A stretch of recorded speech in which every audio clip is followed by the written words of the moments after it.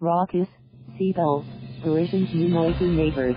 Paris Parisians need no longer go to the beach, in the time-honored August tradition, to hear the plaintive cries of seagulls, but the bird's growing cacophony is ruffling many feathers in the French capital.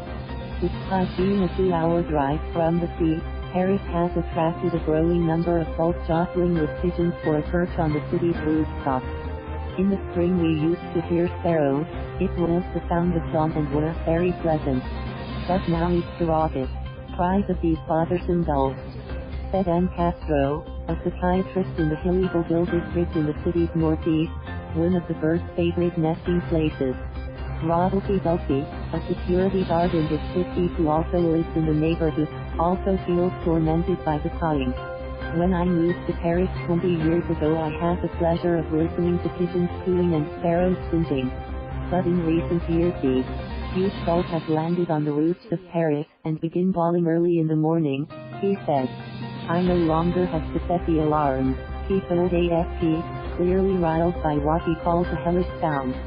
Gilles Teillac took a more benign view of his feathered neighbors, whose presence has lent a maritime air to the French capital.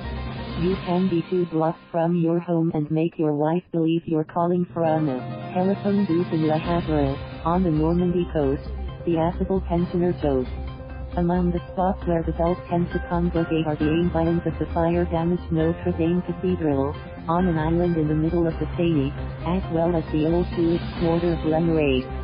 Jean-Philippe Siblet, an ornithologist at the Natural History Museum in Paris, brings the gulls' move to the city to their growing difficulty in finding food along the coast, where ecosystems are increasingly upset by tourism and construction. In the open-air dumps on the outskirts of Paris, the omnivores have found rich pickings. In winter they think nothing of flying dozens of kilometers to an open-air dump. They eat plenty and are therefore more likely to survive, which means each year they are more numerous to return to Paris. Siblet said. The roofs of Parisian buildings, most of which have 7 or more stories, also offer the gulls a haven from predators. The only predators they need to watch out for are cats and foxes, which rarely make it to those heights, Siblet said. Nicer than police sirens from a few couples in the early 1990s, the number of Parisian gulls has risen to between 50 and 60 breeding pairs that produce 3 chicks a year, according to Siblet, a number on a par with a 2013 estimate from the Ornithology Center for the Greater Paris region.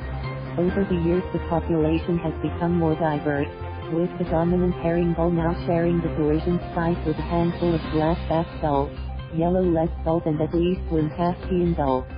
Siblet describes the increased numbers as reasonable. Defending the gulls from their detractors, he noted that the birds tended to fall silent after the end of the nesting season that runs from March to late August.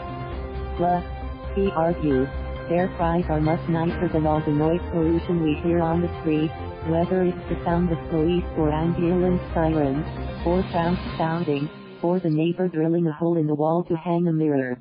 2 years ago, authorities in the southern port of Marseille issued a statement branding yellow-legged gulls shameless in their hunt for food, and gave the green light for wounded birds to be euthanized and nests containing eggs or chicks destroyed if they constituted a threat to public safety or hygiene. /gay. Thank you for watching. Please subscribe.